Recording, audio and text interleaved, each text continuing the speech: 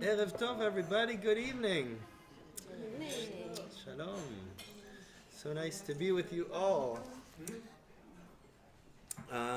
Welcome to our little group here. Oh, hello, Judy. And welcome to our group on the Zoom. And welcome everybody to the Kumah Festival. Yeah. Oh, oh, oh, oh.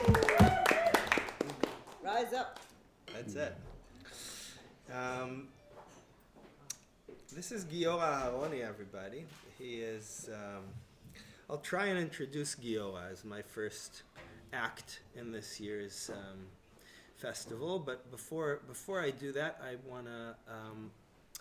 thought maybe we should, this is a special way to mark this day, the Holocaust Remembrance Day. I'm very happy that we are marking it in this particular way, that we are here where creativity and the creative source and strength of Jewish life is taking place. I think that's a beautiful way to honor this day.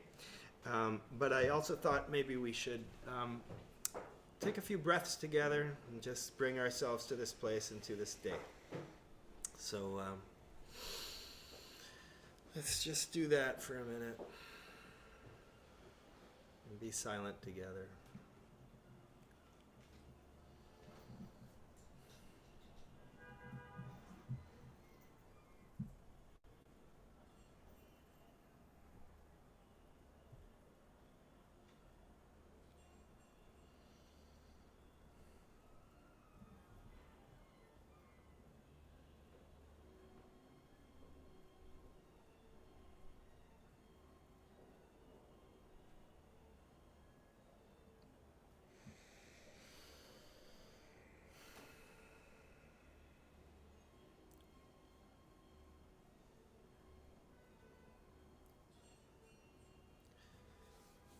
Ghiora and Stephen put a menorah over there, a Holocaust menorah that greeted us in the entrance. Is that, by the way, did you make that? No. I'm actually very cautious because I do not know the actually exact provenance. But it is definitely World War II, where at a time where they had to make something out of something, and it's a barbed wire menorah, and we have one in the exhibition that we know that it's from a concentration camp, and this one, don't miss it on the way in or out. We actually moved it from the back to the front as for this particular day, but we consciously put it next to a beautiful blossom of cherry tree to actually show growth, hope, and memory at the same time. And also for me, everything, you'll find out very soon, is about the collapse of time. So it is spring and Yom HaShoah at the same time. It is horror and hope at the same time. It collapses into one. So, yes, I know that you see that bad symbol that makes you shiver, but right next to it, don't miss the blossoming in full blossom, the cherries. Thank you, Ghiora. So now I'll get to my attempt to introduce Ghiora. And then we'll have a little conversation. That's what we're here to do. And the conversation is with you too. Obviously, yeah. So, how do I start? There are obviously the things that I think you probably all know by now of Ghiola's art appearing at the Met and the Pompidou Center and the Vatican calling him up to commission him a thing, and he's got this incredible exhibit at the Tagore Gallery that I hope you've all seen, and if you haven't, you got another couple days to catch it before it closes on Saturday. you might also know about Ghiora that, like me, he grew up in Israel, in Rehovot, not unlike me. And also unlike me... Where did you grow up? I grew up in Jerusalem. Jerusalem, yeah. And also unlike me, he grew up in a Yemenite family, Teimanim. I asked him once, I couldn't remember, are you a Teimani or Parsi? Are you a Yemenite or a Persian? And he said, and I said, Yemenite? And he said, very much. So, me'od. So, and that you may know about him, and you may have even picked up on things like that in his art. The Yemenite piece, both in terms of the language and the Arabic that you see, like right here, for example, where it says, Baruch she'asani isha, blessed is the one who made me a woman, which is a flipping around of the traditional blessing, which only says, blessed is the one who made me a man. Or no. Sorry, that right? Thank God for not making me a woman. Not Baruch shelo asani isha. That's what the Orthodox prayer books say. Yeah, every morning you say, blessed are you, God, who did not make me a woman. Right, Yeah, because or if you're a woman who made me as you please, wish. as you wish. So Ghiora thankfully gave us this. Baruch she'asani. Baruch she'asani. No, just thinking. But as you may or may not be able to see, the amazing thing about this Hebrabic, which is the way that Ghiora has termed this, the way he loops Hebrew and Arabic together, which you may know from the logo of the Kumah festival. He did the same exact thing there. Is that there are Arabic letters strewn throughout, and the I. It's a funny thing about the I, right? I learned this from Ghiora, that Arab speakers would look at this and see the Arabic, but Hebrew speakers or readers would look at it and see the Hebrew. So all of that is true about Ghiora, but I want to take it in a slightly more, I guess, internal direction here. To open us up with her conversation. There is a verse from Tehillim, from the Psalms, that goes like this. You guys can say it with me. Barchi, nafshi, et Adonai. Barchi nafshi et Adonai, which means, my soul, hey soul of mine. Like, hey Siri. No, same thing. Yeah. Same thing. Exactly, thank you. Hey soul of mine, bless God. Yeah? Or, Did you have Shut up, Siri. she heard. Hey Soul, hey Siri, hey Sport Goldberg. That's it. We got it. So, hey soul of mine, bless this thing we're living. Bless God. Bless this universe. Bless my life. Great. Yes, I vote yes. Yeah. But there's a question about this verse. Yeah. And the question is, why do you need to address it to the soul? What's why not just say, hey Misha, bless God, right? Or hey Audrey, bless God. Because we do that as well. Hey Daniel, bless God, right? So the question is, what is the deal with that? Why is there this address to the soul, and what may be the difference between addressing yourself or your external, I don't know, something like that, and your soul? And the way I understand it is that when we are calling upon the soul, we are conjuring the deepest piece of who we are. Maybe so far even beyond who we are that it's not even us anymore. Maybe. Mm-hmm. Or maybe it's so deeply us that it's pure. It's. Now we're here at the Kumah festival, which the Kumah festival deals with faith, art, and politics, and the things that where you can witness all three of those in the same little space. And the way Ghiora does these things, to me, has always felt, right? You can do art without it without it coming directly from your soul. You could be moved to taking a public act, doing an act, becoming an activist, going out there into the streets, or whatever it is that your type of activism is.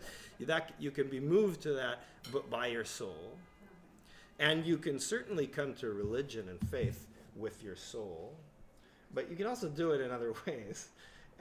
It's not always like that, right? A lot of most of the people, most of these people and figures that we know, I don't know that we would necessarily put them in that category of people who really are connected as they're making and creating to this place that in a way goes beyond all of these three elements, goes to the core of these three elements.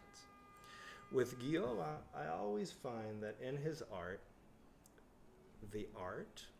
the political piece, the religious piece, is all over the place. It's everywhere there. You can't look. I mean, you guys have seen these right? Hebrew everywhere, and here's some Arabic, and here's a Hindu thing, and here's right.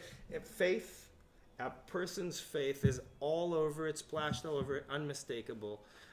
Anything you look at in this room, it will be a deeply faith-based, nugget.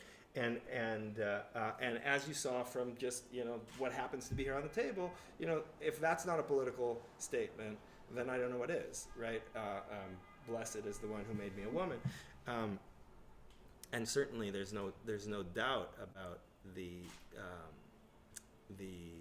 both the artfulness and the artiness of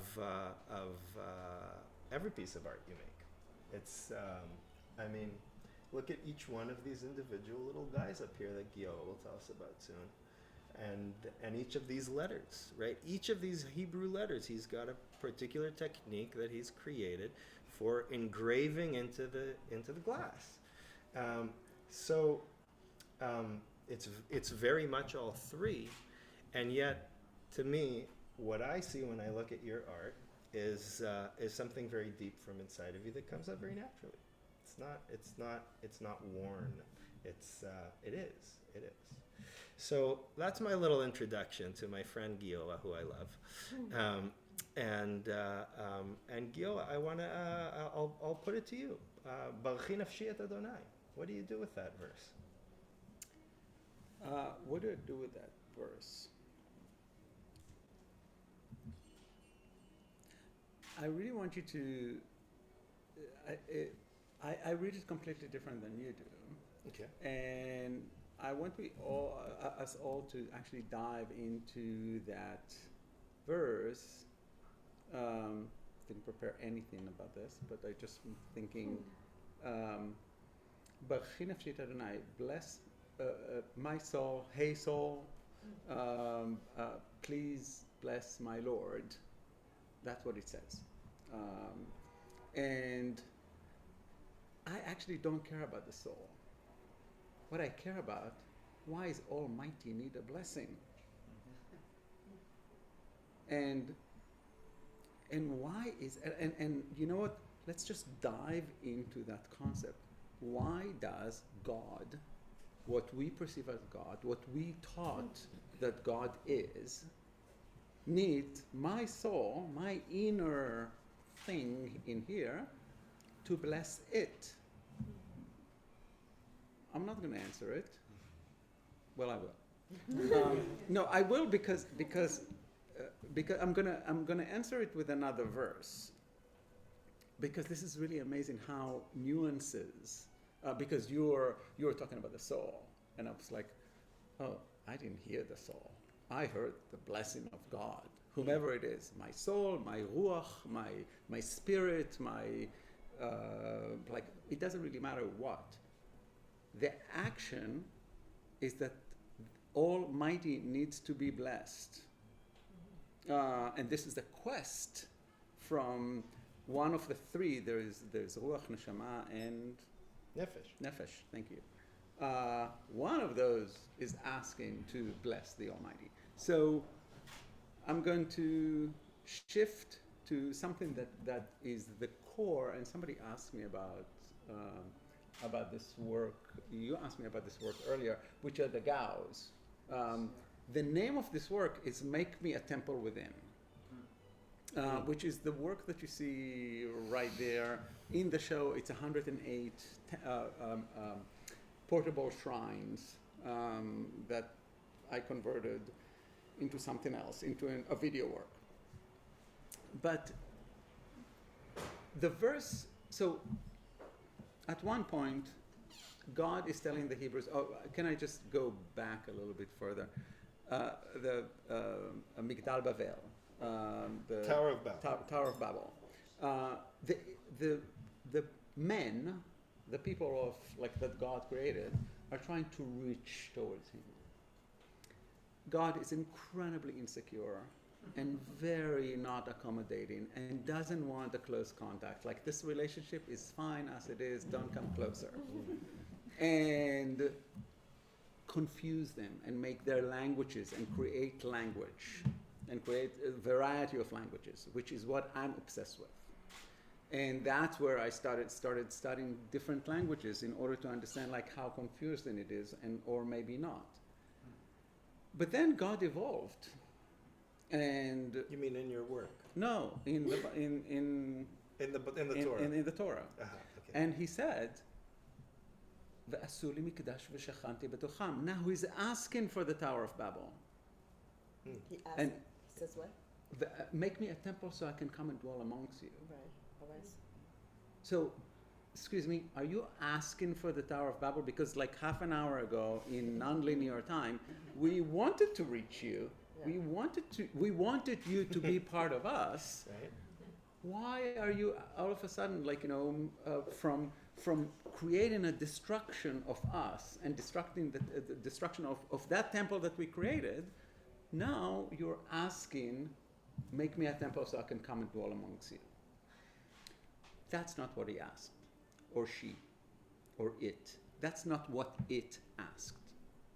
What I just told you, make me a temple so I can come and dwell amongst you, is the King James translation of the actual text. The text itself says, "Ve'asu li mikdash v'shachanti betocham." Make me a temple so I can come and dwell amongst you. I'm sorry, inside you, amongst you is the King Betocham, James. betocham. Betocham, Inside betocham, inside them. So there's no brick and mortar.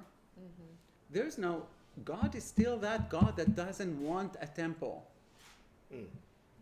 It's that still same person, same creature that does not want brick and mortar. But that little change from make me a temple so I can come and dwell amongst you versus the original make me a temple so I can come and dwell inside you Right.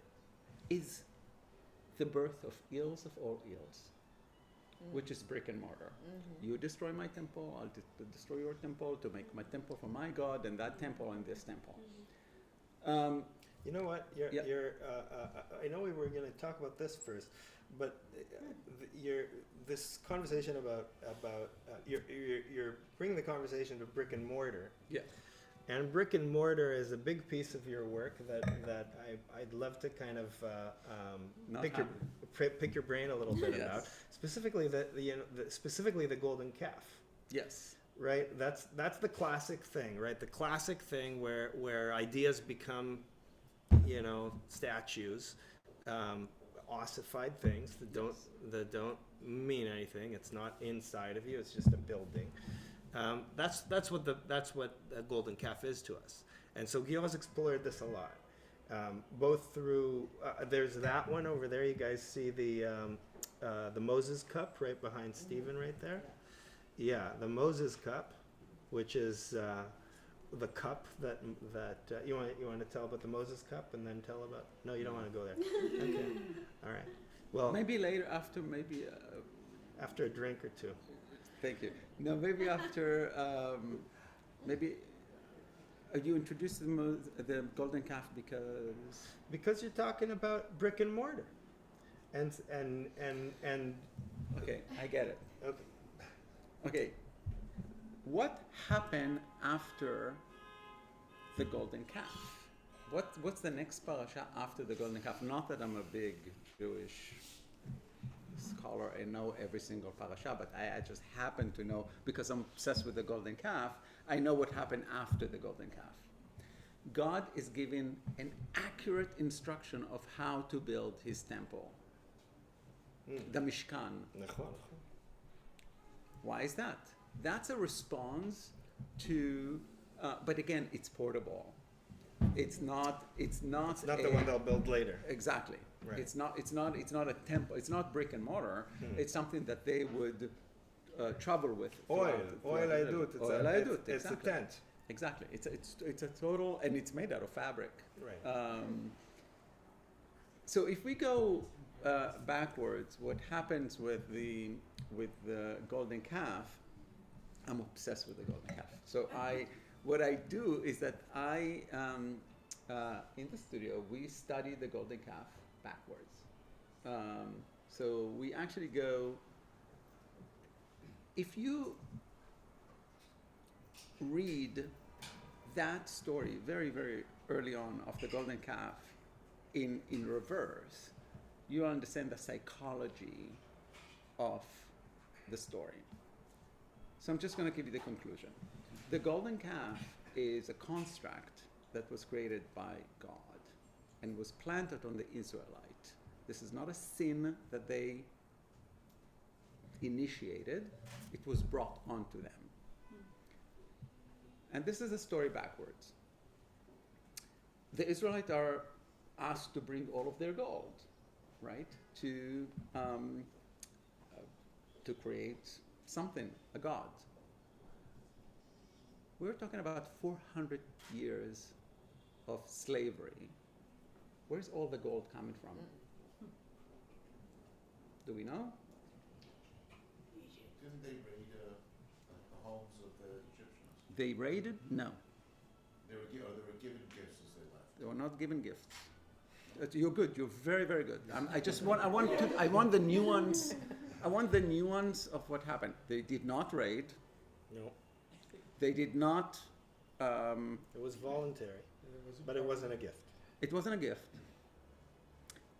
So, God is asking Moses to ask the Israelite to ask their neighbors for their gold and silver. To borrow. To borrow their gold and silver. Thank you, Stephen. Little loan. To loan or To borrow? loan, yeah. Loan. Yeah. No, there's a difference between loan and borrow. One is to return the same thing, and the other one is to return, like when you borrow money. So loan is more correct. When you borrow, you don't receive the same thing. Like, if I give you $100, you can give me back another $100, but it's not necessary to be the same $100. It's the opposite. The opposite. Thank you. Please correct me, because again, there are also going to be many contradictions in what I'm about to say. So Moses said to him, the Egyptians are never going to give him, they're never going to give them the. Why would they? Why would them? And God's line, this is biblical, "Ve'arakechet levavam." I will soften their hearts. Nobody asked why. It was just like, nobody asked, you kidding me? You're taking those people on a path of a spiritual, redemption, and and this is freedom to the path to their homeland. Who needs to schlep gold all the way through the desert? And why are we bringing materialism to something that is so amaterial? Freedom. Nobody asked that question. False flag operation. Exactly. Nobody asked that question. So the Israelite goes. They ask for silver and gold, and the Egyptian give it to them. And some Talmudic scholars said, yes, this is because God promised them that you would leave Egypt with great bounty. What does it mean? God promised Abraham. Really, what does it mean? Actually, it's correct. But my point is that there was no reason in this particular action until you understand that later on. So they're asking for the gold. They receive the gold. They're getting out of Egypt, but God said, wait, let's create a little bit more drama. Let's park ourselves in front of the Red Sea and wait for a couple of days for the Egyptians to get ready to come and chase you, so we create a little bit of drama there. So the question that I'm asking is, thank you, where are they parked? Where are they parked? And what is Piachirot? Piachirot is like a big shrine To whom? to some big Egyptian god or something. Correct. Who's the god? Remind me. Epis and Baal. Uh-huh. It's a bull. Uh-huh. It's a bull. It's a bull. Ah, They're facing the place where the worshipping of the bull. And they pause there. they pause. let's And hear they first. pause. And Taking for the a view couple for of weeks, they were actually parked in front of the place where, the bull is worshipped. They're getting out of Egypt. They are arriving in front of Mount Sinai, where Moses is going up to Mount Sinai. I'm going very fast here. And so this is the question that I'm ask modern Jews. The psychology of those people who are 400 years former slaves, left out of Egypt in 2 weeks with grand gestures. They were godless. They actually had no God. They had no connection to God. And all of a sudden they have intimacy with God. God is right there for you, will do anything for you. Would you leave your children for 40 days in the desert on their own with no guidance? 40 days. I don't know if you've been to the desert. After 3 days in the desert, I'm looking for God. This is 40 days.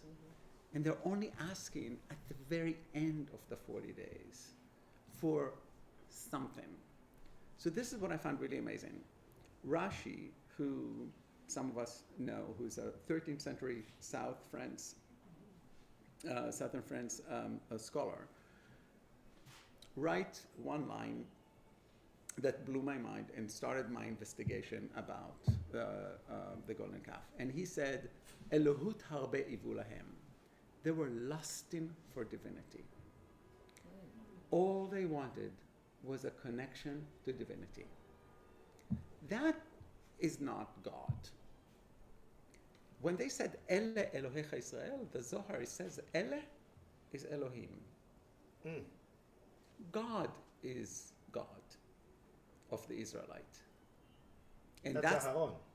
no, that's no, that's Ele Elohecha Ele Israel. Elohecha Who Israel. says Ele Elohecha Israel? It doesn't really matter, but Ele is not the golden It's calf. not the It's this. not this. Ele Elohecha Israel means this is your God. Right. This is your God, pointing at the golden calf. That's the Right. traditional understanding, right? So, this is your God, O Israel. And then the Zohar comes and says, no. Ele is written like Elohai, like God. So God, that God. So God is your God. So it's a complete. It flips the Correct. entire thing. Correct. There's no sin all of a sudden. So what Rashi says is that the calf is not the end product. The calf is actually a connector to divinity. All we wanted is connection to the divine. Because remember, the intermediate between God and the Israelite was Moses. Both Moses and God disappeared. And they left you with Aaron, and I'm in Aharoni. I'm like from the Aarons. So I take full responsibility for the. That's also another chapter in my investigation of this, of actually making a tikkun. You asked me earlier if I'm connected to. I asked if I'm him a before Kohen, if I'm he's a Kohen, I'm a and Kohen. if his name's Aharoni, do you have like a relationship with? Are you like, intimate with Aaron? How more intimate can the golden calf be with? Because Aaron was a complete non-leader and not doing much to actually creating a correction. So maybe 5,000 years later, it's my responsibility to do that. But my point is that the idea that this is the greatest sin dissipates, and you understand the insecurity of a child being left alone without their parents in the middle of the desert, and they would just start creating their parents, recreating their parents, knowing like, no, maybe they will never come back. We do not know. But you like do you like the notion of sin and sinning? Oh, Like, absolutely, I sin right, all the time. I love it. Right, Yeah. that's what I mean. It's Yeah. like breaking things. Yes, Is a big piece of what you do. it's a piece of what all of us do. None of us admits it. We do not admit it You do. because it's. I do, of course I do. I celebrate What it. is it? I'm sorry, I didn't hear you. I'm saying breaking, sinning. He's saying, well, Sinning. yeah, sinning. You know, to break the law. No, sinning, Like Sinning. sin. Chataim, S-I-N, chataim. Okay. Right. So you know, he's saying, well, the sin of the golden calf isn't a sin after all. How wonderful! And then I'm saying, well, but you love sins. You know, breaking. You know what you did just now. That whole story that you told us. It's a sin. Yeah. Well, yes. Yeah. For some people, For would some like people, to it's think absolutely it's a sin. completely sacrilegious. Right. Yeah. Right. But all of this artwork that you do, it's like there's a lot of, you know, blessed is the one who. For me, it's a correction. I don't see it as a sin. I see sins as corrections. And I give you like, you know, my theory about creation, that tohu vavohu, chaos, was a certain order that was disrupted. For billions of years, there was order. We call it chaos because we do not understand it. But the fact that we do not understand it doesn't mean there's no order there. There is a certain existence. And I'll let me tell you something. This is mushroom evening, because this is pre-time, and that's where actually time was actually real time that we can conceive. We moved into the segmentation of time with the creation of 7 days. of 7 days, Right. which is what the show that you might see at the gallery. For me, the linear time began with the story of Genesis, with the segmentation of time. Why 7? Why not 12? Why not 10? I have many answers for this, but can we go back to sins, because I like that. You like sins? I liked Tohu because. Because I'm sorry, I said that because I think that why don't we look at the story of creation as a sin of disrupting chaos? I can write a book about this, about that the creation, the world of creation that we think is marvelous because we hear, was actually a disorder of some sort.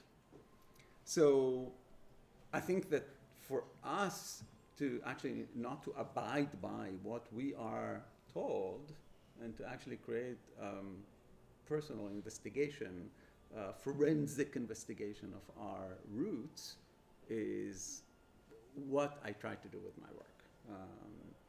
Well, you know, this notion of yours that chaos is a type of order. I think of those two words, chaos in the Torah, tohu vavohu, right? Tohu vavohu is the chaos that existed, but it's a strange phrase. Tohu vavohu. It comes from Verbs and taha means to Wonder. to wonder, yeah, or to contemplate, and baha means to stare. yeah, and then they stare.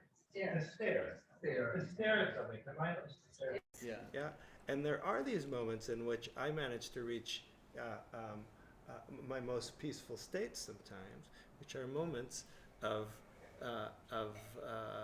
empty staring and contemplation. It's called meditation. It's or prayer called Shabbat. Or Shabbat. Yafeh. Mm-hmm. Right. Those are the moments in which suddenly it feels like, oh yes, everything's in order. Oh yeah.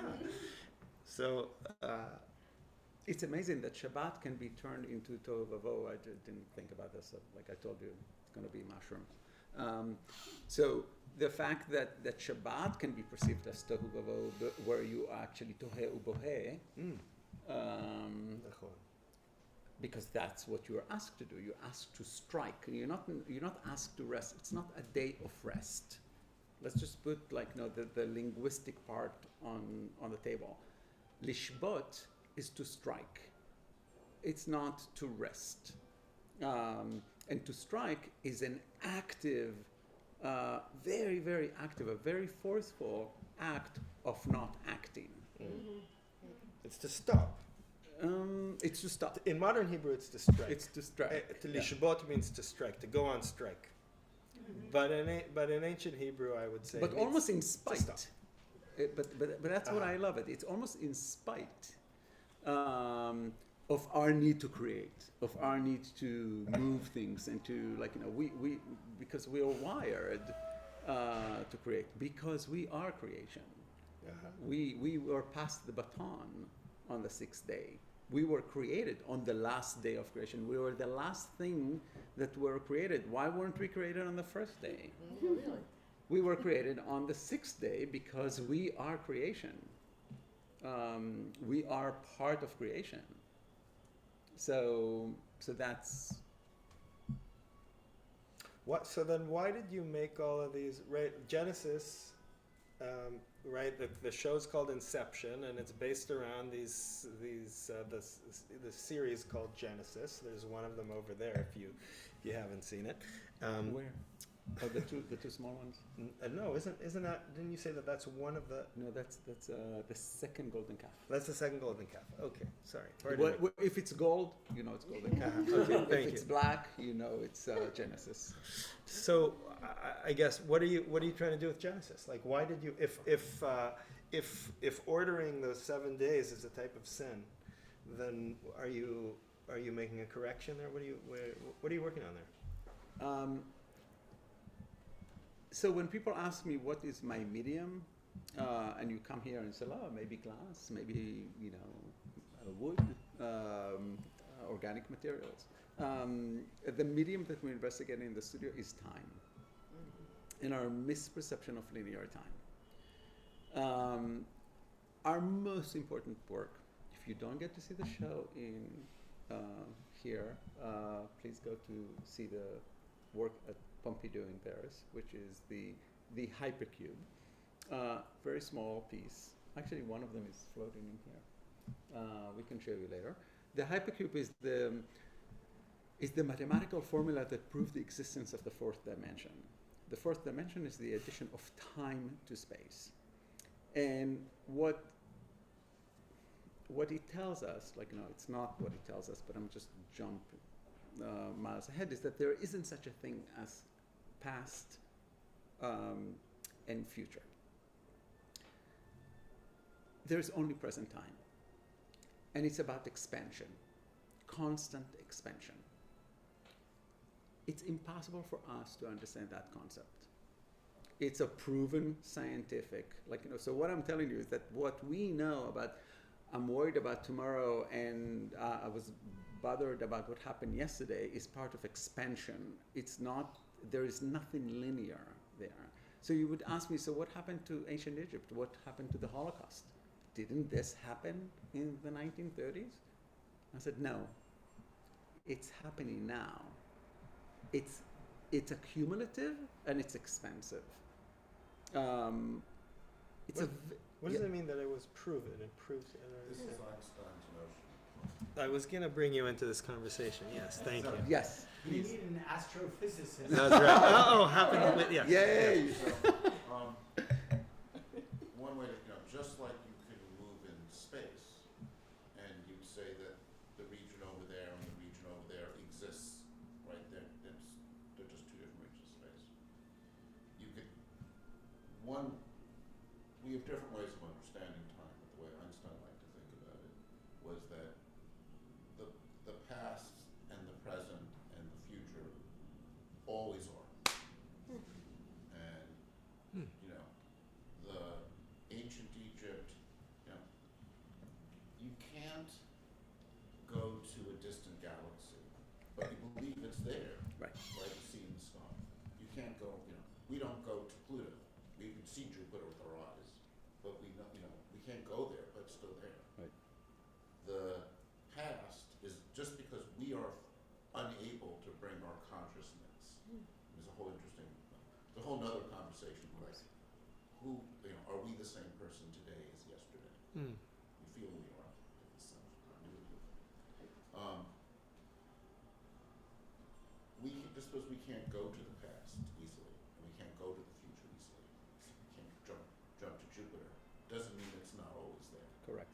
And all those, and there's a wonderful letter that Einstein wrote to his friend Besso. When he died, this is right a couple of months before Einstein died.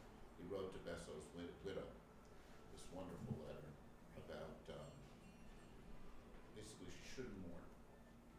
Again, She should not mourn mourn, yeah, beautiful. When he dies. Beautiful. when Besso dies, because all those moments you have together, or had together, or have together, will always exist. Hmm. Right? That the past doesn't go away; it's still there, and all those moments you shared are still there. And everything that was and will be is always there. So it is a way of thinking about time, and one can formulate that way of describing things, and that there's a mathematics one can remember that is an approach to time. Is Is a approach to an time. airport, yeah. Right. I mean, there are other ways of thinking about it that are more akin to our experience of you move from the past to the future. Right. But we have many of these same discussions, Yes. right? Of does time have a beginning? Right? Correct. Is time an emergent? Is there a moment of before the Big Bang? Is there a moment of either before that of chaos, of collapse, or another way of thinking about it? And this is the way Stephen Hawking and Hartle and others would talk about it, is to say that ask what was before the Big Bang, or the equivalent of asking what's before Bereshit, Right. is like asking, well, what's north of the North Pole? Right. Yeah. Right? There is nothing north of the North Pole. That's as far as you can go back in time, and that's when things merge. So that there are different ways of thinking about it. I'm ultimately, we don't have experimental ways of distinguishing these different understandings. We can describe things with these different understandings. So I can't say this way of understanding is a better description, this way of understanding is not. But this notion of time as you describe it is just the way Einstein would talk about it. And this letter to Bessel's widow was a wonderful description of it. So how does the can you explain how the Pompidou piece, how does it explain this or show this or? So I will show it to you. It's floating somewhere in the studio, but You want to show the video? yeah. So I will show you the illustration of the mathematical formula, and what I found really fascinating about this illustration, I'll talk to it while I'll show it to you. But the part that I love is that we do not even have the tools to speak and to discuss the malleability of time. And for me, that's I'm trying through very, very dumb sculptures to explore the malleability of time with tools that do not even begin. But I found it fascinating. But just to give you one thing about linearity. So in linear way, I can say that this is the past, we're here in the present, and this is the future. And if you actually change the axis and flatten it, you would understand that it's all happening in parallel existence. Do you have it? It's on the screen. Oh, great, thank you. So can everybody see the screen? So this is an illustration of the mathematical formula that proves the existence of the fourth dimension. So what you're looking at, it's called hypercube because it is a cube within a cube that becomes, the outer cube becomes the inner cube, and the inner cube becomes an inner cube. I have a question. What are you looking at? You looking at what your brain is telling you. You're looking at the spatial description of a cube that becomes an inner cube, becomes an outer cube. But actually, what you're looking at is the time. Thank you. Thank you, David. It is time that you're looking at. You're not looking at the description of space. And that's just, you can turn it off and just to confuse them a little bit and to just give you but I love the idea that the idea of, so I'm just going to give you one thing. So we're a multidisciplinary studio. So our other side, our Sitra Achra, is architecture, and we do architecture projects. And we received the most intense commission to design a tomb in Tzfat for a sage. Magical things happen in Tzfat. But wait, it's a cave. So we're going totally towards a very, very deep place where we actually dig in a cave to actually create this place, this tomb. And this sage, but now that I got to tell you that we got this commission, I cannot tell you who the sage is. On his tombstone, it says, he never died. That's what it says? It's actually, he's buried with his wife, and it says, Hem lo metu. Hem lo metu. They did not die. And the idea was, his belief is that the dying is for the living. Is for the living, is not for. Are you serious? My glass. Oh, thank you. Do you want some red or white? Sinners line up. Yeah.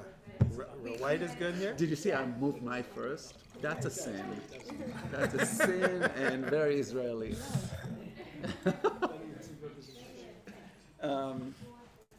So Take the. some for yourself. Oh, I didn't. That's a sin. That's a sin. What? No, because then we will go into another world. Well, it will never end. So, where was I?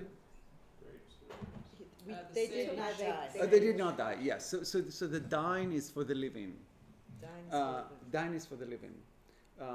So what happened when you're actually going through transition, and we take lightly the word transition, and we're talking about sexual transition, and we're talking about many different forms of transitions.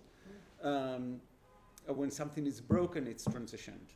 And sometimes we make a different use of something that is broken, like I'm going to do. It's another life. You actually, this is a form of creation that we actually do not. We think of it as a sin. We think of it as it is another life. So think of us as when we die, we're broken. That's another life. Nobody cries when a baby is born. We should all cry. That's a destruction of order, of a certain kind of order. Can you imagine if I introduce you when a baby comes, let's mourn? The end of something that was was really magnificent, probably for this, we do not know what. The baby is crying itself. The baby is crying. That's the baby's mourning. Maybe. But the point is that that we do not understand transitions, and we do not understand we think that death is end. We might find that this is what it is, or we might not find what it is. But this particular sage believes that that death is for us. He's still alive. No, it's gone. He did not way die. gone. Yeah, he did not die. He's still with us. Thank you, Yeah. thank you, thank you. He's still with us. Yeah. You want to tell us about this? Sure. This is very odd because this is the first time that I found out today. I do not connect to Yom HaShoah, to the Holocaust Memorial. I do not connect. I try to detach myself. It's just, it's just too heavy of a concept for me to grasp. So I cannot fathom the level that we can so easily, and the only way for me to understand it is, excuse me for doing this, but I have to do this, bullying, canceling. A group of people that makes a decision and everybody's following them can be a kind of like, a tiny, miny of a feeling of what does it mean to actually lose everything that you have. And I'm brainstorming with you. I say things that I just do not, it's very emotional and it's very intense. But today I realize that this work I never had to talk about. I never do. It's never in my life I did anything on Holocaust Memorial Day. Never. It just, it's passed. I light the candles. So like it's there. I did what I need to do. I usually light 6 candles. There are 6 candles lit in this room. But it is. But I never made that this. So I'll tell you what you're looking at. So this is called Parting Waters. And we usually send it as a card for Passover because it's about the Israelite crossing the Red Sea. That's what this work is about. So I tell you what you're looking at. You're looking at 3 crates, wooden crates. In the 1940s and the 1950s, in the dairy industry, there was In the what industry? dairy, Dairy. milk. There was an issue with farmers or dairy producers that would over dilute their milk, and you actually have to dilute your milk for a certain percentage of water, but they would over dilute it in order to expand their profit. So the industry created this device, this wooden crate, where with those beakers, and they, before a shipment of milk is leaving the dairy farm, they would have to fill all of those beakers with milk, and this device would separate the milk, the water from the milk. The water would rise up, and you can see that there are lines that would tell you, like, you suppress or not. So what I want you to imagine is that at the bottom there's milk. At the top, all of those stems are water. And what you see are the Israelites crossing the Red Sea. So there are 72 beakers in here. Oh, by the way, where are they going to? The land of milk and honey. So milk. So this is my device of actually checking if that premise was a diluted premise. That's one thing. Second thing, I say a lot of things that people do not like, but do you see that there are 72 beakers in here? Yeah. On those 72 beakers, there are words that are engraved. There are 3-letter words. Those are the 72 names of God. So on the lower register is actually how Moses parted the water. He actually recited the 72 names of God, and touched the water, and that's how the water parted. So this is a kind of telling the story of the Haggadah of Exodus. What time is the Haggadah written in? Yeah, intense. What tense? Sorry. Present, yeah? Thank you. It's Bechol Do Bado. It's actually, it's not a historical document. It's just like we have to remember that we left Egypt at every single generation. We should think of us as if we're living in Egypt. So everything that I wanted to tell you, delete. Because that was not what this work was about. This was about when I saw the photograph of the Syrian refugees actually dying in, on their path to, and I thought oh my God, we are experiencing Bechol Do Bado. Bechol Do Bado is not us, it's all of us. And we are not actually pointing as Jews that Syrian refugees are actually fleeing and looking for a path, and I always call it, we're experiencing Exodus in reverse. They're leaving their homeland into the path of safety.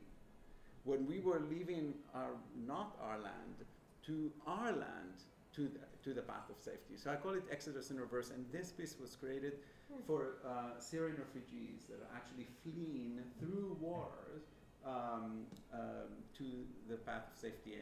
And I actually painted all the figures. You can see them, it's a mass of people moving, and I painted them black to actually erase identity. We are all one. We have there is no color. But the reason that I'm really moved by it is that there are many layers of information and stories and that I'm telling in one piece, and it's always layered. And there was one point that I was sitting here at 2 a.m. working on it, and I was sitting down, the entire studio is dark, and I'm looking in, and I'm like, oh my God, trains. Oh my God. Trains. Yeah, but I'm looking at chimneys. And oh my God, I'm looking at train and chimneys, and I'm seeing Exodus. And I'm seeing people on trains, and I see the windows of trains, and all of a sudden my head was just starting spinning.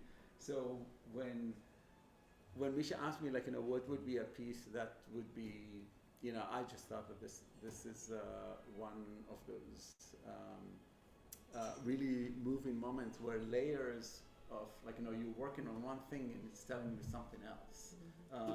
So whenever we see mass exodus, we need to question what's happening right now. Would you make something different for the Ukrainians I now? did. So for this something? Passover, this work was sent out as this is what we need to talk about Passover in this year, and we sent it to 1,000 people, and it was circulated to 20,000 people. And when people send us emails this is what we're going to talk about. The thing about Bechol Do Bado, we should see ourselves as we left in Egypt, not we left Egypt. Egypt is not a place. This is not a historical that we know of. This is not history. This is our story, which is completely different. So living Egypt versus living in Egypt is a completely different concept. So this is living in Egypt. And what's happening now in Ukraine is something that we really need to take to our heart regarding politics and Do you just one last quick question? Then you want to ask it? I have a question. Go for it. Yeah, go for it. Yeah, forget me. So, in your work and in your words, there's this artistic glorification of not just time, but of, let's say, the golden calf, which in and of itself is a little bit of a perversion of time. Right. Because, at least symbolically, whatever becomes golden, well, becomes very valuable, but also cannot move. And so if you take something in its youth, there's no future. So in a sense, you've kind of trapped, you've bottled, you've stopped time, which in some ways allows you to make juxtapositions of history, of humanity, all in the name of art. So there's, with glorification, there's sinning, and you're able to kind of capture the whole world in your work. That might be an overstatement, that might be the red wine, it might be a little bit of both. What do you have to say? So, I will tell you what I have to say. I don't feel like I'm making art. I think you're right, it might even be better. Yeah, I don't know better or worse, but I don't make art, and I refuse when I'm described as a contemporary artist. What's contemporary about my work, and what and Was contemplative, there's that. and also I'm asking actually much more complex questions, like where is creativity coming from? What informs me? And I actually allow really crazy answers to come, because I actually do not believe that we necessarily do what we do because we are, as individual, knows what we're doing. I think that we're informed, ill-informed, well-informed. You'll be the judge. But I actually I'm very, very I'm investigating for myself where is creativity coming from. And I can tell you, this is also why I love singing so much, that the Zohar is saying that creativity is coming from the dark side. So it's not like fluffy. It's not like, it's not, oh my God, you're so creative. Oh, you're so dark. You are allowing yourself to go to that place. You're allowing those doors to open. And so I was on this residency with with a very famous writer.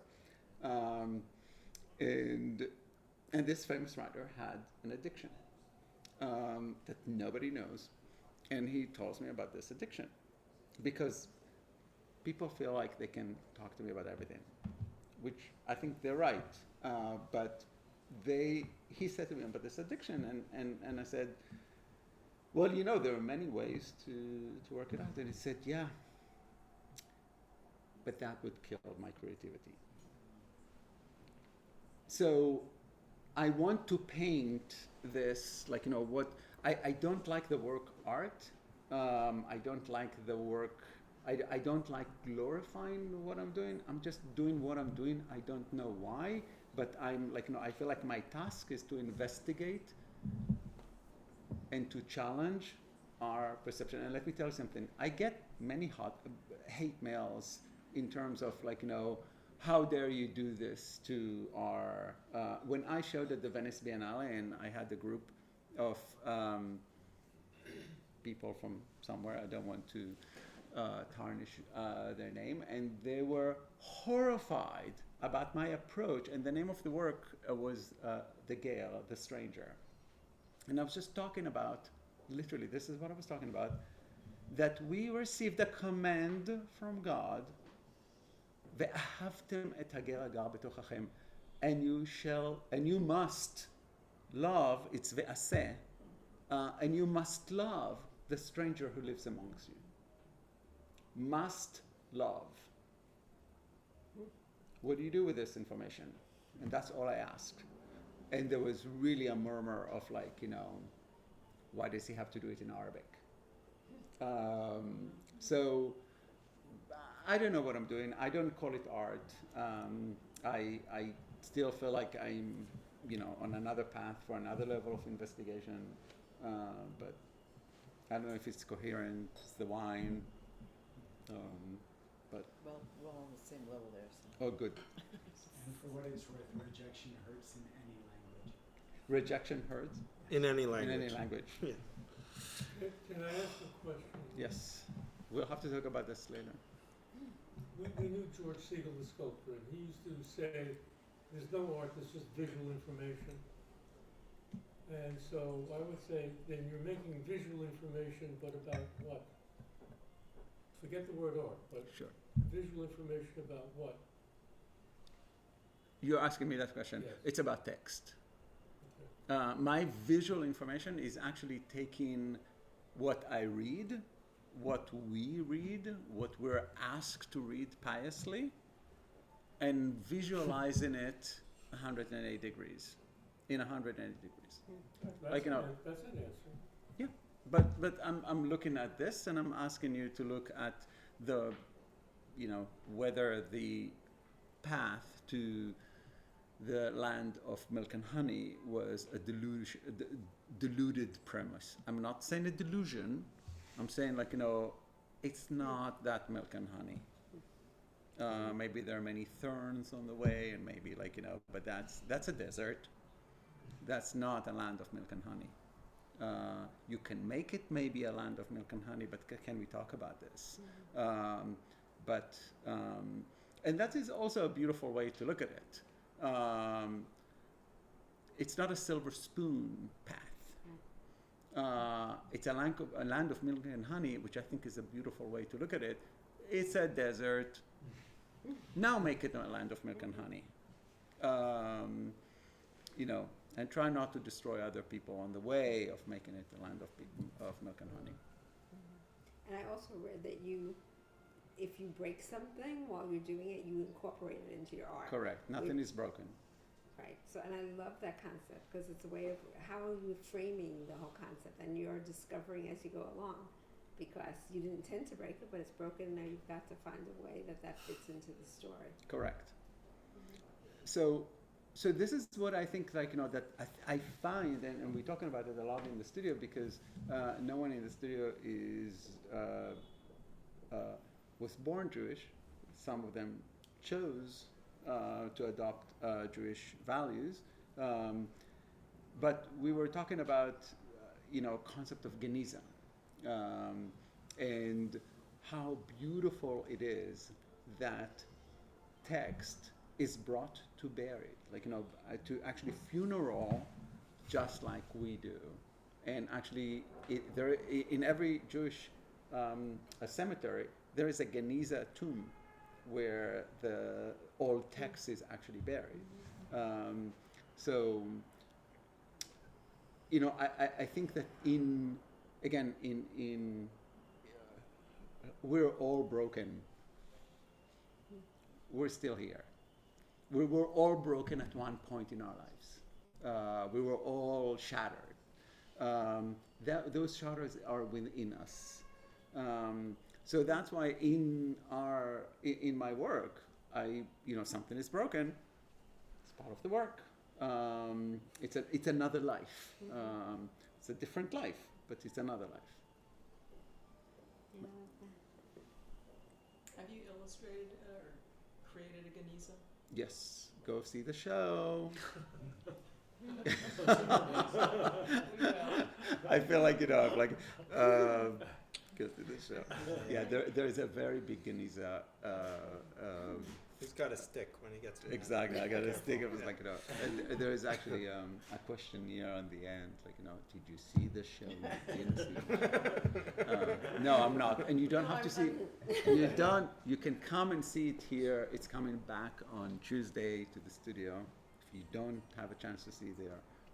Our son is studying the Geniza. Maybe, actually, that's right. Oh, which one?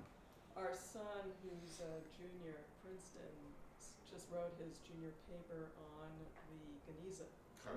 The Cairo Geniza. Geniza, yes. Oh. Yeah. So one of the people that obsessed with this work is probably his professor, Marina. Yeah, Marina Russell. Yeah. So her book was here. Were you here? Her book. She's. Anyway, she's a big. But I'm giving a big talk in Princeton in 6 months. So I'll circulate.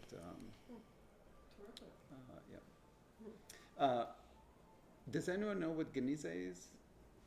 So Geniza is the concept that the text in Judaism is sacred. So if you have a book that is 400 years old and it's falling apart, and you literally open it and it shreds, you cannot throw it away. You have to give it to the community. The community put it in a chamber. It's called Geniza, which means to conceal. And this is really amazing. So it would stay in a Geniza chamber, and then if there is a pogrom, if there is a drought, if there is a reason why they would take the text and they would take it to burial. They want blessing from the ground. So it's not randomly, unless randomly is like when it's full and like it has to go, but they always keep a little bit so they can actually put it in the time of distress. But the idea that it's actually brought to burial just like we do is incredibly moving. And the Cairo Geniza is this amazing discovery of in which a Geniza like this was discovered in I think some attic in Cairo somewhere, and it was a huge piece of historical information and religious information. There's like everything. It was during kinds renovation. of things. It was during renovation that the back wall fell, and they discovered a chamber with text from like 1500. No, 400,000 pieces 400,000, of paper. exactly. From 1,000 to 13. 1,000, exactly. 100 years ago. 1,000 to 13. Yeah. But what's really amazing is that it is everything that was written in Hebrew was sacred. So your grandmother's recipe, sacred. A dispute, a law dispute about buying a donkey that was a horse or a horse that was a donkey. That's that's a document. So everything, but it sheds light. What I found really fascinating, it sheds light on the Judeo-Arabic relationship and how close they were. But do you know about this is really a fascinating story that I'm sure many of you do not know. After 9/11, a group of Marines received intelligence that there is an Al-Qaeda a cell in this cave in Afghanistan. They go, they raid it, they throw grenades, they go in, false. No Al-Qaeda. But the back wall collapsed. Geniza. The Afghani Geniza. Was it? The Afghani Geniza was revealed. Yeah. They found Text a in Geniza. Hebrew, from the wall. It's like, I was like, what? Who? How? What is this about? This is really unbelievable.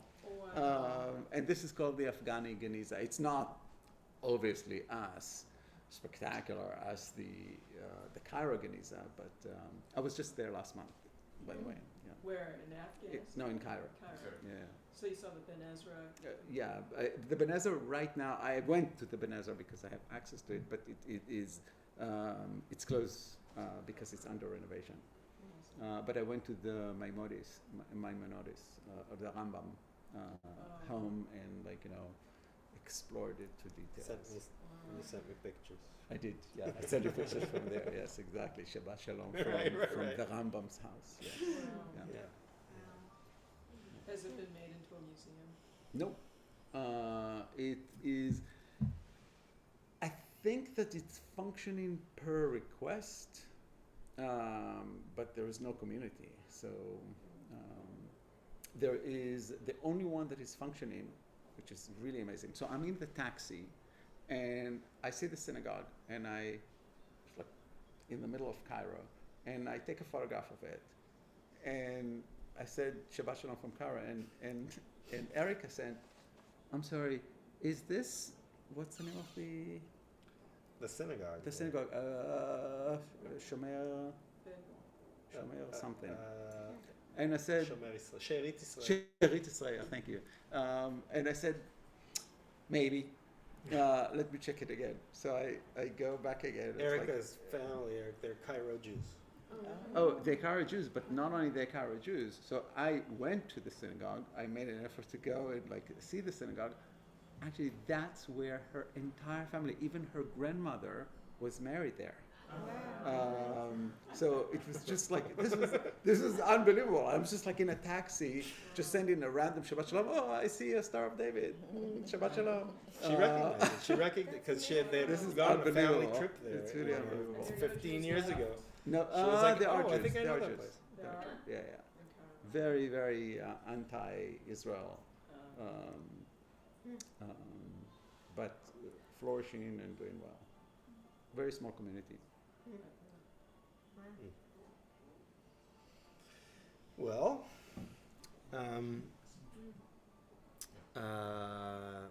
you guys want to keep talking, or should we unformalize this and drink some more wine? It can be unformalized. So this is what's really great about this place. There's no goodbyes. This is the end of our formal talk. There we go. There is plenty of wine. Look at that. For Bottles and like bottles. just to and there's cheese. So just float around. We're just gonna light up the music and like you can hang and slowly If you haven't, organically. If you haven't, there's a statue back there that I'm proud to say Ghiora was commissioned to make for my ordination. And Really? that I'm so that fascinated. statue in the back there in the corner, it has the signatures of Jim Ponette and a few other people that you guys know, Wow. because that's my ordination. I don't have a piece of Really? paper.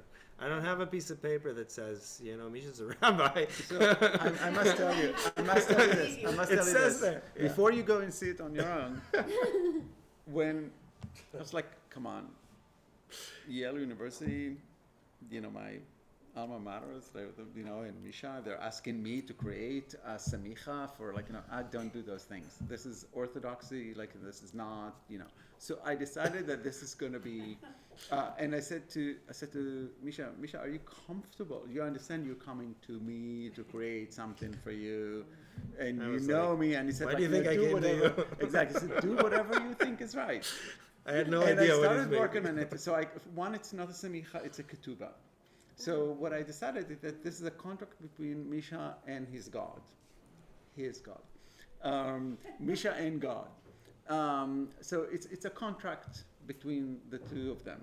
And God of I'm my the intermediator, and I'm the scribe, exactly. But I decided that this ketubah should not take a form of a klaf, of a scroll, which is what is semicha is. Yeah. But Presents it certain should take a problems, form logistical problems for me here and there. of a pesel, of a statue. Because the second commandment is you should not make yourself Your face. a statue. I'm sorry? Yeah. And I said, well, you want to be a rabbi? Deal with this. So that's my gift to my best friend. It was a great gift, and it because it's a challenge, right? It's a challenging thing. Oh, am I really becoming a rabbi with a statue?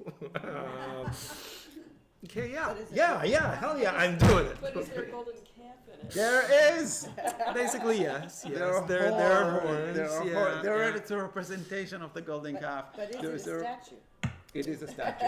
It is It a is living. definitely It's a a living statue. thing. Yes, it's definitely a statue. It's got life. So yeah, and the entire text, the ceremonial text of the smicha is actually engraved on it, and the signature on the bottom is all the rabbis that actually ordinated. How did you two Rabbis. meet each other? We met at Laba. We met at artist residency. Yeah. And Misha told me at the very end, we should do something one point in our lives. I said, yeah, we will. We did. And we did. But it's not just rabbis. Ghiora is also a signatory on my ordination. I was ordained by Ghiora and 4 other artists and 5 other rabbis. Right. So, Wow. yeah. It sounds like you're legit. You That's You know, totally I figured legit. I'm doing this Totally whole legit. weirdo thing. I 3 is not gonna do it, right? 3 is the tradition. I need some more. But you didn't let him take his statue home. It's still No. He asked me many Today, times. I asked you to take the statue. That's for about the 20th time. That's But- true. But the I, little boys are a little. that's what I'm saying. That's what I keep saying. I know, Yeah, but I- that's exactly that. Have you seen the show? No, thank you. When you go, if you go, Coming here next week. exactly. So if you go and see the show, That's right. Probably. you understand why I ask him, please take it home, because it's impossible. It would be impossible to move in here. Yeah. So Everything in that. Those of you who were at the show, everything in there is gonna be in here in a few days. It's crazy. exactly. It's- So that's the beauty of time and space. We estimate space and time in completely different ways. So it will fit. Misha is definitely a rabbi. I'm sorry? Misha is definitely a Absolutely. rabbi. We'll make Yeah, sure. This That's has right. been amazing. Oh, thank you. Thank you Yeah. so It's a much pleasure. for It's a pleasure. sharing yourself with us. Thank you for allowing me to share. Thank Not everybody you. allowed me to share. Yes, David. May I offer the possibility of a coda? Yes. So we began this, or rather you two began this with a conversation about the soul, and you're modifying the soul, my soul, my soul. But as I heard you, and as I saw everyone respond to what you were saying, I'm starting to think that perhaps it's not my soul, but it's ours. So that's the lesson to me. Yפה. Wow. L'chaim, l'chaim. We did something Kumah. right. Kumah, kumah, kumah, kumah, kumah, kumah. Cheers. Thank you. Sunday, we got this. Sunday will be really terrific. There's Sunday is Zoom, right? Sunday is on Zoom at 11. This guy David Kretzmer he's really, I mean, there's nobody who really knows legal issues surrounding Israel and the political questions better than this one particular person. And the film is amazing. They And the had us film- pre-watch. The film is pretty rocking. And then Friday, right? Tuesday also. Has anyone here ever experienced the joint Israeli-Palestinian memorial ceremony, Memorial Day ceremony? You should just go on Zoom if you can. It's like at 1:30 in the afternoon or something on Tuesday. It's a weird time, but it's even if you just tune in, you know, for a little bit and just get a whiff of it. Last year I think I managed to come on for maybe 20 minutes, but I held on to that experience. It's special things happen there, and it's a unique, hope inspiring thing. It's very beautiful. Last year, like literally a million people watched this thing. 300,000 live, and then many more after. It's the biggest. That's what they say. It's the biggest Israeli-Palestinian peace initiative ever. So that's wonderful. And then next Friday. Friday evening, just down here, straight down Fifth Avenue, at First Presbyterian, we have this Shabbat event, which is going to be very special. When is that? I'm sorry, say it again. May 6th. May 6th. May 6th. On 5th, right here. Right here. Yeah. It's a Shabbat, so there will be candles and there will be some songs, and we'll say Kaddish at the end. But I don't actually know everything about this thing. That's the beauty of it, because a few women from the congregation that grew out of the Black Lives Matter Chavruta decided they're gonna work on this, and they took this on, and they're special, powerful, amazing women, and they created an event, all women led, with women musicians and this incredible activist doula who's going to be speaking, and this other young woman from Boston who's going to be talking about Shemitah, this kind of radical version of Shemitah. It's an evening about women, and the phrase they've been using is bodily autonomy. I've been saying for a while reproductive rights, but they see it differently. Bodily autonomy and rest. and it's going to be a special thing with all kinds of guests, not from the shul, and it's well worth checking out. 12th Street. On 12th Street, yeah. And then Saturday morning. 12th Street. Oh, Fifth yeah, Avenue. yeah. AM Shabbat. We have a first morning Shabbat, yeah. So, come to both. What is AM that- Shabbat? So it's Saturday morning, Shabbat service, reading Torah, and there'll be a bat mitzvah. A young woman in our community, Naomi Tasha Robinson, or Tasha, Mhm. who's quite extraordinary. She's really wonderful. Really wonderful. And it'll be the first community-wide Saturday morning service. So really And the first community-wide bat mitzvah, as far as I know. Yes, This is absolutely. like, we're trying to be a community. Yeah. So, Yeah. it'll be nice. No, May 7th. May 7th. Yeah, May 7th. And that's at the 14th Street one. yeah. Which 14th Street one? On 14th Street. There are two. No, I know. There's the one that people get confused and go to, the YMCA. Yeah, one CA. This is HA. The H. One by First Avenue. Got it. First Avenue, yes. I want to tell you a little anecdote. Yes. We have a print by a Russian Jewish artist on which you saw it, I think, but didn't maybe take it in. It's a print and it has a lot of Hebrew letters and it also in squares. One is neshama, one is nefesh, and ruach. Ruach. Mhm. I asked him, do you know what that means? He said no. So I said, well, why did you do it? He said, I don't know. I said, how did you do the lettering, the Hebrew? He said, it's a nice design. I didn't believe him, actually. He is quite well-known artist after Perestroika. He accumulated a lot of money because he won a prize from the United States. So we were friends, and I couldn't believe him that he really just did this thing without thinking. So I don't know, but it just, I told him what it meant. He said, oh, that's good. He didn't know he was Jewish, he said, until one day he asked his mother why these kids of Moscow beating him up and calling him Žid. You know what that means in English? Like a, Jew boy. yeah, but there is another, kike.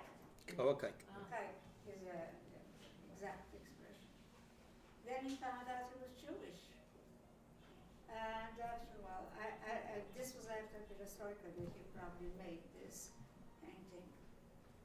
But I found it amazing that he didn't know. It just came out of him. Some kind of thing happened.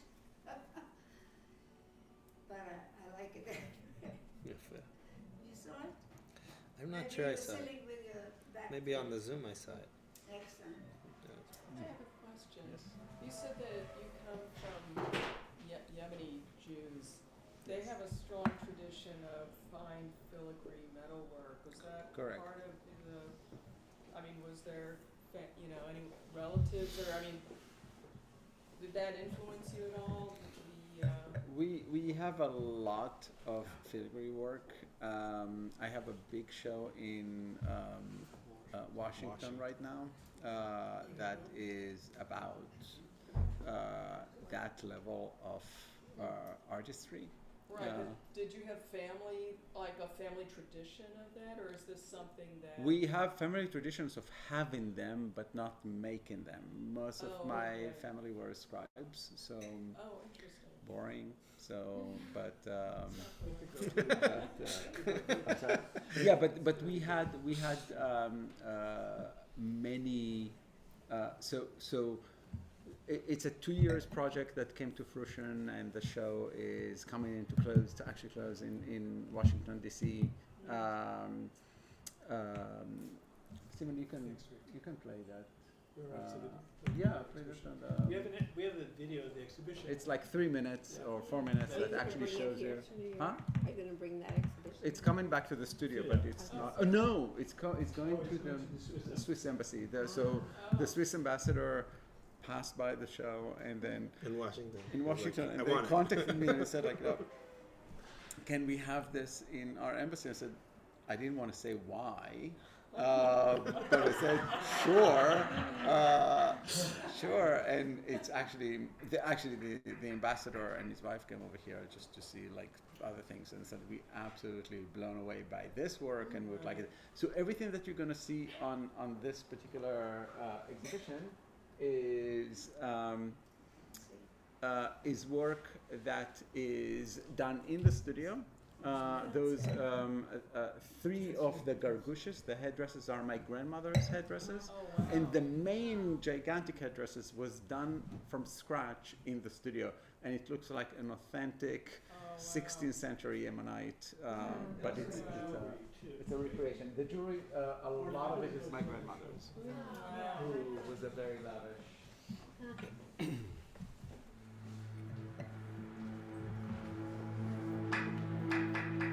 Wow, that's exquisite.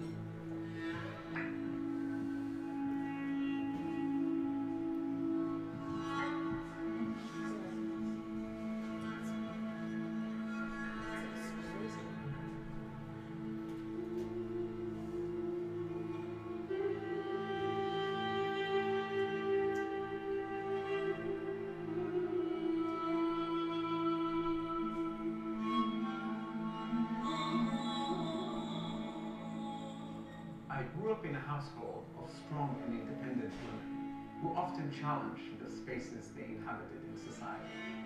And I learned to question the way modesty is prescribed for women, including how they dress and how they're not allowed to be heard. I want to explore those notions by examining an icon of modesty and venerating the voices of women using a 17th century poem that celebrates wisdom.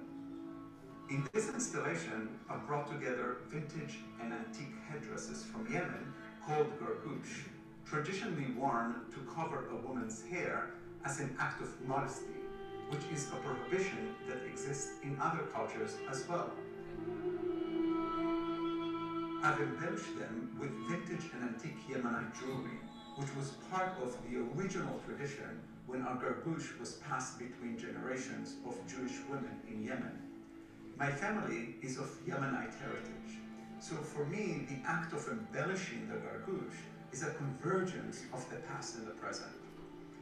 The Jewish population, which was present in Yemen for over 2,500 years, no longer exists there. So I'm engaging in a ritual that has disappeared. I see it as a way to reactivate the energy of the women who wore them, and at the same time, a way of honoring my female ancestors. On the interior of each gargouche, I embroidered a poem by Shalom Shabazi, the 17th century Jewish Yemeni poet, creating a symbolic emanation of women's voices. I transcribed the poem from its original language into Hebraic, my melding of Hebrew and Arabic, to create a metaphorical veneration of women's voices that bridges these two cultures and these two languages that thrived side by side in Yemen. This inspiring visual chorus of women's voices, appropriating the poem as a song of their own, forms a direct rebuttal to a peripheral Jewish edict related to modesty, which says that women's voices should not be heard because they're too seductive. The title of the installation is Let Me Hear Your Voice, a verse from the Song of Solomon where the bridegroom is entreating his bride for her voice. The 7 gargouche form a symbolic choir for the centerpiece of the installation, which is called a tashbuk.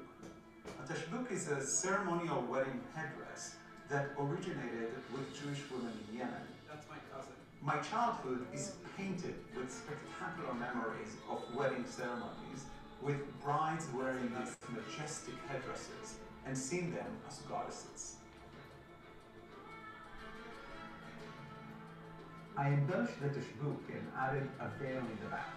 that is embroidered in Judeo-Arabic with 4 traditional love songs sung by Yemenite women with the words "My love," Habibi, embroidered in the center.